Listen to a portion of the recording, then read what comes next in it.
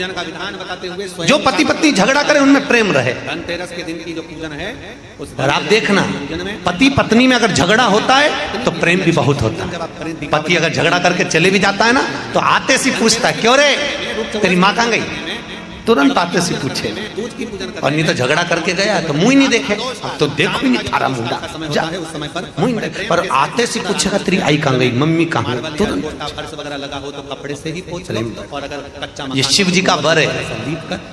पार्वती जी ने दूसरा वर मांगा, भोलेनाथ जी वर दीजिए कि काशी में जो मरेगा उसको गुरु मंत्र तुम्हें देना पड़ेगा।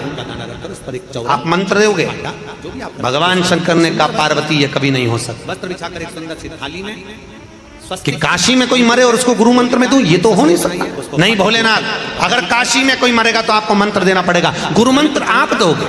चांदी का सिक्का आपको देना, का कॉइन ना हो तो अपना जो कॉइन आता है, एक का सिक्का, दो का सिक्का, जो भी कॉइन आता है वो रख दीजिए। भगवान शंकर ने मना कर दिया, पार्वती जी जिद पे अड़ गई। और आप सबको मालूम है नारी जब जिद पे अड़ती है तो सीताराम राधे श्याम सब कुछ हो सकता है।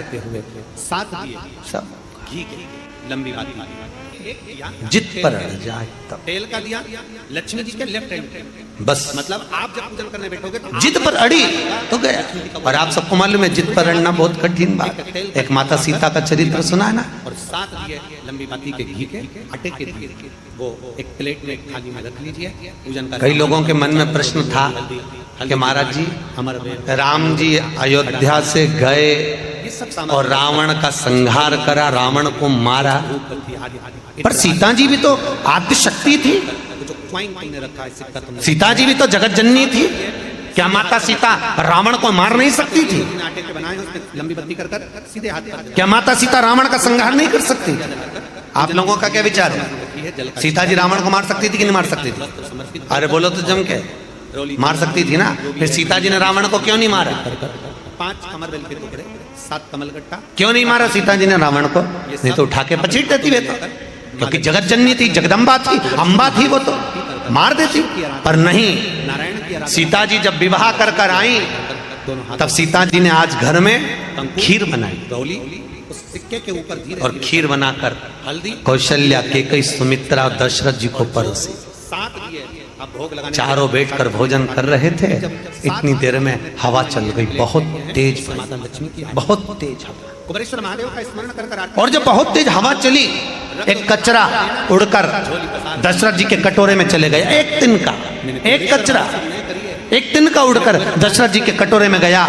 सीता जी ने देख लिया कि दशरथ जी के कटोरे में खीर में तनका पड़ा हुआ है, कचरा पड़ा हुआ है। दशरथ जी सोचेंगे कि मेरी बहू ने कचरे का भोजन दे दिया, मेरी बहू ने तिनका डालकर भोजन दे दिया, खीर परोस दी। अरे ऐसा कचरे का भोजन मैं अपने ससुर को कैसे खाने? श्रवण करा था कि शिवलिंग, सीता जी की आंख में आंसू भर गए। क्या करूं मैं? अगर जाकर कचरा निकालती हूँ तो कहेंगे ससुर कि मेरी बहू ने कचरे का भोजन दिया और कचरा निकालने आ गई। अब करूं तो करूं क्या? सीता जी रसोई घर में गई और रसोई घर में जाकर माता सीता ने एक दृष्टि लगाकर उस कटोरे में पड़े हुए खीर में कचरे को, तिनके को देखा। जैसे ही देखा, देखते सीता जी की दृष्टि से वो तिनका जलकर भस्म हो गया। बात किससे तिनका वहीं जल गया, कचरा वहीं जल गया, उस खीर के पात्र में, उस खीर के कटोरे में। हम किससे अपने मन की बात कहें, किससे अपनी जाकर? दशरथ जी ने देख लिया कि मेरी बहू ने अपने नेत्र से इस तिनके को जला दिया। दशरथ जी खीर उठकर भोजन करके सीधे सीता के पास में गए और सीता को बुलाकर कहा, जानकी, बहुरानी सीता इधर आओ। भगवान शंकर के शिवलिंग के पास में पहुंचकर, बहू आज मैं तुमसे कुछ मांगना चाहता हूँ। और जब हम शिवलिंग के नजदीक में पहुंचे, बोलो क्या दूं मैं आपको? और आप मुझे बुलाते कुछ चाहिए तो आप क्या चाहते हो? हमारे मन की तरंगे जो मांगूंगा दे देगी? जानकी जी बोली, हाँ पिताजी, मांगो, आपको क्या चाहिए, मैं देने को तैयार हूं, बोलो तो सही कि आपको दूं तो दूं क्या? दशरथ जी कहते हैं, सीता पहले राम की सौगंध खा कि जो मांगूंगा वो दे देगी। सीता जी ने कहा, प्रभु की सौगंध खाने की जरूरत नहीं है, आप तो मांगो, आपको क्या चाहिए? दशरथ जी ने कहा, सीता मुझे वचन दे, जैसे आज तूने उस तिनके को देखा, ऐसा किसी दुश्मन को भी आवाज मत नहीं आ रही है देखना। कि लेडी नहीं सीता जी ने वचन दे दिया। पीछे और वाले। आप सब जानते हो, जब जब रावण सीता के पास आता था, तब तब सीता एक तिनका उठा लेती थी और मन में सोचती थी बस इसी के चक्कर में बचा भगवान को हुआ है। रिझाने के लिए नहीं तो निपटा तो क्या तेरे को हमको कब बहुत की तेज देती। बोलना पड़ता है? और रावण पूछता था, भगवान को रिझाने के लिए तू क्या मेरी ओर नहीं देखती, तिनके की ओर देखती है। इस तिनके बहुत में है चिल्लाकर क्या? बोले। तो तिनके की ओर क्यों देखती है? सीता मन में सोचती है तुम इसी आप तिनके पुराण के की चक्कर कथा में बचा करती हुआ है है। नहीं। अगर इस तिनके के चक्कर में बचा, अगर घूर कर देख लेती तो जैसे जलकर भस्म हो एक जाता। पर मेरे ससुर को मैंने वचन दिया है सेठानी कि किसी मैं कभी नौकरानी को किसी डांट- दुश्मन को भी इस तरह से नहीं देखूं।